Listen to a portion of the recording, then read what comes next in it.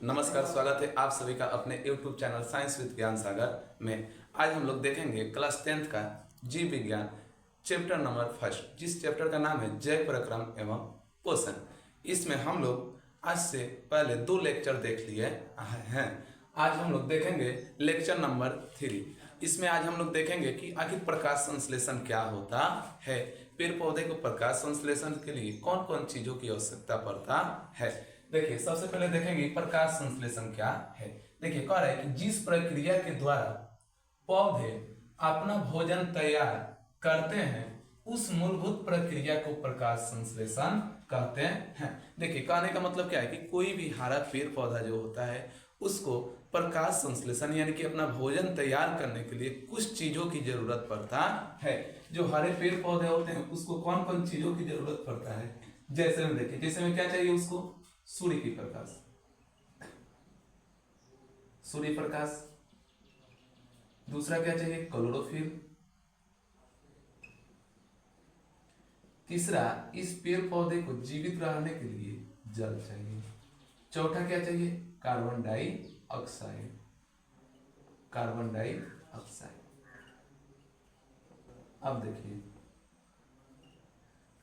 अगर इस चारों चीजों को हम मिला देते हैं तो इसी को हम क्या कहते हैं, ये पेड़ पौधे में क्या हो जाएगा, भोजन की आपूर्ति होने लगेगा। तो इसको हम क्या कहेंगे कि ये जो प्रोसेस है ये प्रकाश संश्लेषण है। अब देखिए, सूर्य प्रकाश, सूर्य की प्रकाश सूर्य से मिलेगा। दूसरा क्या है, क्लोरोफिल।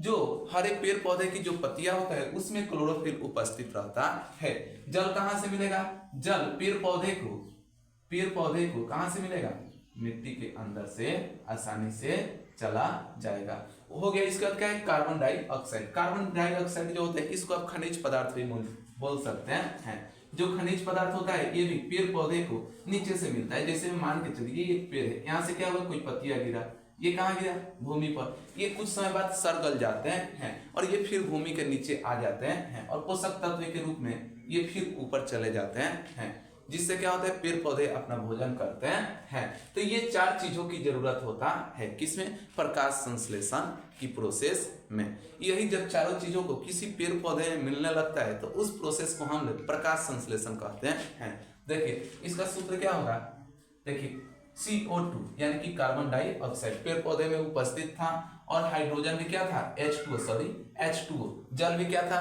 पेड़ पौधे में उपस्थित था। इसके क्या है, सूर्य की प्रकाश की उपस्थिति में। और क्या होगा, सूर्य की प्रकाश की उपस्थिति में क्या चाहिए, प्रकाश संश्लेषण होता है।